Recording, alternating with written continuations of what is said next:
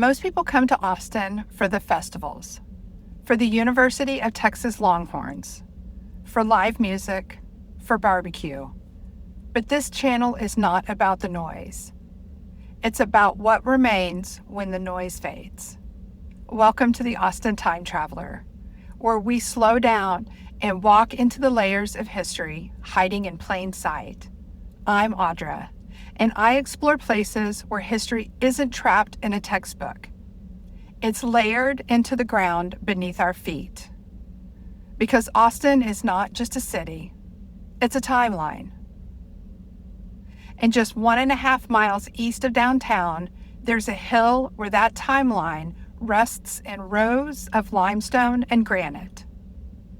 This is the Texas State Cemetery, often called Texas's version of Arlington National Cemetery. A place where governors, war heroes, revolutionaries, and cultural icons are laid to rest.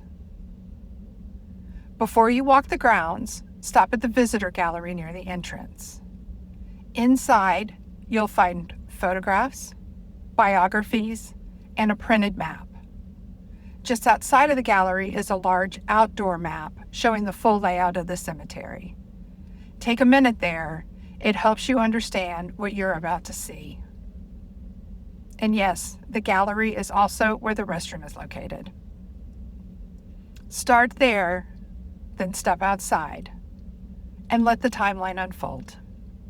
I first walked these grounds on Memorial Day in 2017.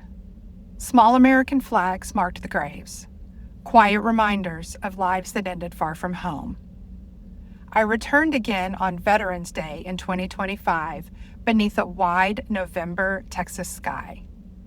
Those visits changed how I see this place, because this is not just a cemetery, it's a living archive, a time capsule, a map of Texas history carved into the earth and where visitors can walk through time. The story of the cemetery begins in 1851 when Edward Burleson was buried here. He had fought in the War of 1812, in the Texas Revolution. He had also served as the Vice President of the Republic of Texas. At the time of his burial, the land belonged to Andrew Jackson Hamilton, who would later serve as the Unionist governor of Texas during Reconstruction. So even before this land and this hill became a state cemetery, it was already tied to the political tensions shaping Texas. Burleson's burial marked the beginning. For years, only a handful of graves followed, until war reshaped it. By 1862, Confederate officers killed during the Civil War began to be buried here. Among them was General Albert Sidney Johnston, killed at the Battle of Shiloh. His monument remains one of the largest and most commanding in the cemetery. Between 1864 and 1866, the Texas legislature appropriated funds to expand the grounds as burials increased sharply. After the war, the cemetery became a primary burial site for thousands of Confederate veterans and their widows. Today, more than 2,200 Confederate veterans and their spouses rest here. The Civil War did not simply add names to this hill. It transformed it from a quiet resting place into a state institution shaped by conflict and memory. Yet the story of Texas here reaches further back. Sergeant Stephen Williams fought in the American Revolutionary War, the War of 1812, and finally at the age of 75 in the Texas Revolution. Lieutenant Robert Rankin served under George Washington before moving to Texas. Jose Antonio Navarro, one of only 2 native-born Tejanos to sign the Texas Declaration of Independence in 1836, rests here as well. But he was not the only signer buried on this hill. Edwin Waller also signed the Texas Declaration of Independence in 1836. 3 years later, In 1839, President Marabou B. Lamar selected the small city of Waterloo along the Colorado River as the capital for the Republic of Texas. Congress approved the site earlier that year. On October 17, 1839, Lamar and his cabinet arrived, and the seat of government officially moved there. Waterloo was renamed Austin in honor of Stephen F. Austin, the father of Texas. Edwin Waller was tasked with laying out the new capital. He drew the original city grid, and he became Austin's first mayor. Every downtown street still follows the lines he set. Austin was confirmed as the permanent capital when Texas became the 28th state in 1845. This city was built by revolutionaries, and this cemetery grew beside it. History here doesn't begin in 1836. In one section rests an unidentified French sailor from the ship LaBelle, belonged to French explorer LaSalle. In 1682, LaSalle traveled down the Mississippi River from present-day Illinois to where the river empties into the Gulf of Mexico. He claimed the territory for France. He named that territory Louisiana, after the French king Louis XIV.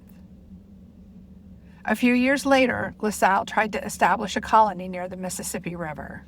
He missed it by hundreds of miles. He landed on the Texas coast instead. In 1686, the ship LaBelle sank in Matagorda Bay. The colony failed. Most of the settlers died. The shipwreck was discovered in 1995, and in 2004, one crew member was reburied here. He has no name, only a story. History flowed down a river, and sometimes it sank. Early Texas was rough, and it was personal. One of the men buried here is Robert McAlpin Williamson, better known as Three-Legged Willie. As a teenager, he likely contracted polio, which left one of his legs permanently bent and weakened. He walked with a wooden prosthetic in addition to his two natural legs, one strong, one bent. This combination earned him the nickname Three-Legged Willie. But the nickname was never an insult. He became a lawyer, a judge, a key figure in the Texas Revolution, and later a legislator for the Republic of Texas. Williamson County, just north of Austin, home to Round Rock and Georgetown, is named in his honor. Frontier Texas did not wait for perfect bodies. It demanded resolve. Then there was Thomas William Ward. In 1835, during the Siege of Bear, a cannonball shattered his right leg. It was amputated. From that day forward, he was known as Peg Leg Ward. But the frontier wasn't finished with him. In 1841, during a premature cannon salute in Austin, he lost his right arm. Peg Leg Ward was now missing a leg and an arm. And he kept serving. He became Austin's second mayor. In 1853, he was elected the city's 10th mayor, but later resigned that year to accept an appointment from President Franklin Pierce as United States Consul to Panama. He returned in 1857 and remained politically active, fiercely opposing secession in the election of 1860. In 1865, Andrew Jackson Hamilton appointed him mayor again, his third time holding the office over a 25-year period. And yet, despite serving 3 times, he never completed a full year in any term. He also served as commissioner of the Texas General Land Office from 1857 to 1861. He did not just fight for Texas, he helped determine who would own it. And then there was Josiah Wilbarger. Born in Virginia, he followed the westward push, moving to Kentucky, then Missouri, and eventually arriving in Texas in the late 1820s. He settled in Stephen F. Austin's colony along the Colorado River near present-day Bastrop. Josiah was a teacher, a surveyor, a man helping map the frontier. In August 1833, while surveying land about 4 miles east of what is now downtown Austin, his party was attacked by Comanche. Wilbarger was struck by bullets and arrows, scalped, and left for dead. A rescue party found him the next day, alive. He survived for years afterwards. In early Texas, survival itself became legend. Scars were not hidden, they became part of the story.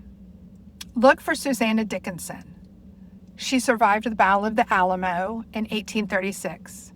After the Alamo fell, Santa Anna sent her to deliver the news to Sam Houston. That message helped ignite the rallying cry, "Remember the Alamo." She wasn't carrying a weapon, she was carrying a story, and stories can change history. As Texas grew, so did its political power. James "Pa" Ferguson was elected governor in 1914.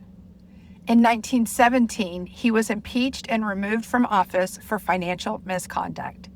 He was barred from holding public office in Texas. His wife, Miriam "Ma" Ferguson, ran in his place. She became Texas's first female governor in 1925 and later served a second term. Her campaign slogan said it all: 2 governors for the price of 1. Texas politics has never been simple. Ann Richards later served as governor. John Connally survived the assassination of President John F. Kennedy. Bob Bullock, J.J. Pickle. Power eventually becomes memory. But Texas identity is shaped beyond politics. Tom Landry helped define Texas football culture as head coach of the Dallas Cowboys from 1960 to 1988. And nearby rests Chris Kyle, the Navy SEAL known as the American Sniper, who served 4 tours in Iraq between 1999 and 2009. His grave is one of the most visited in the cemetery. You'll often see coins, small flags, and handwritten notes left behind. It's quiet, but it's rarely empty. Cactus Pryor shaped Texas radio beginning in the 1950s and became a familiar voice across the state for decades. Jerry Jeff Walker helped define Austin's music scene in the 1970s, especially after releasing Viva Terlingua in 1973. Herb Kelleher founded Southwest Airlines in 1971, reshaping air travel with a low-cost model built in Texas. Sarah Weddington argued Roe v. Wade before the U.S. Supreme Court in 1973, at just 26 years old. Willie James Well, El Diablo, dominated Negro League baseball in the 1930s and 1940s. Richard Overton began his Army service in 1940. He lived in East Austin through segregation and into the 21st century. When he died in 2018, at the age of 112, he was the oldest verified surviving U.S. World War II veteran and the oldest living American at the time of his death. Texas identity is built in stadiums, on stages, in courtrooms, and in neighborhoods. Texas history is not a straight line. During Reconstruction, Black Texans were elected to the state legislature. By 1902, poll taxes restricted voting. White primaries excluded Black voters until 1944. Segregation hardened into policy. The memorial to African American legislators restore visibility to that history. And here you'll find recognition of Barbara Jordan. She was the first Southern Black woman elected to the United States Congress. A constitutional scholar, a powerful voice during the Watergate hearings, And if you've flown through Austin Bergstrom Airport, you've walked through the Barbara Jordan Terminal, named in her honor. Her legacy reaches far beyond this hill. Joanna Troutman is sometimes called the Betsy Ross of Texas. In 1835, she created a blue silk flag with a single white star and the words liberty or death. That lone star became one of the most enduring symbols in Texas. Sometimes history is won in a battle. Sometimes history is stitched. And yet this hill does not only tell stories of struggle.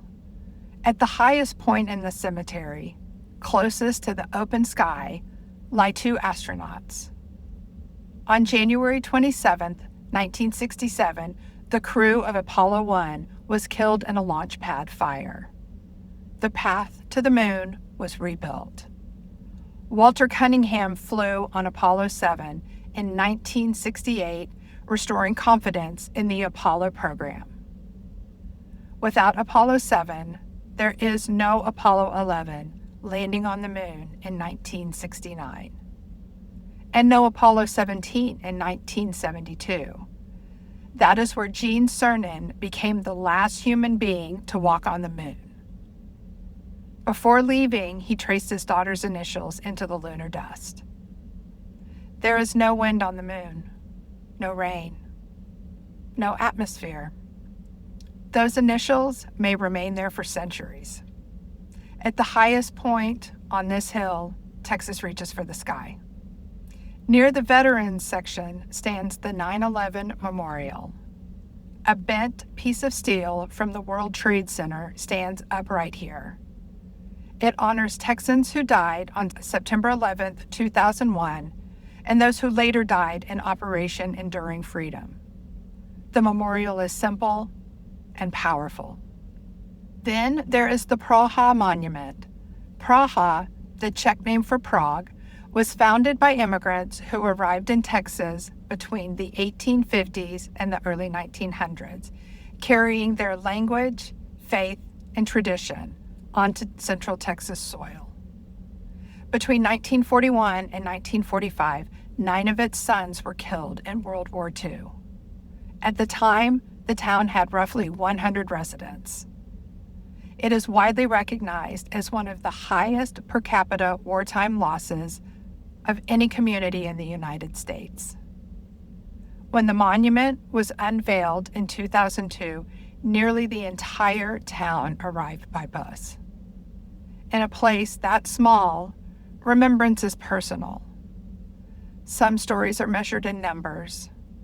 This one is measured in absence and sacrifice. From shipwreck to revolution, from scars to statehood, from segregation to the moon, the Texas State Cemetery tells the story of Texas in stone.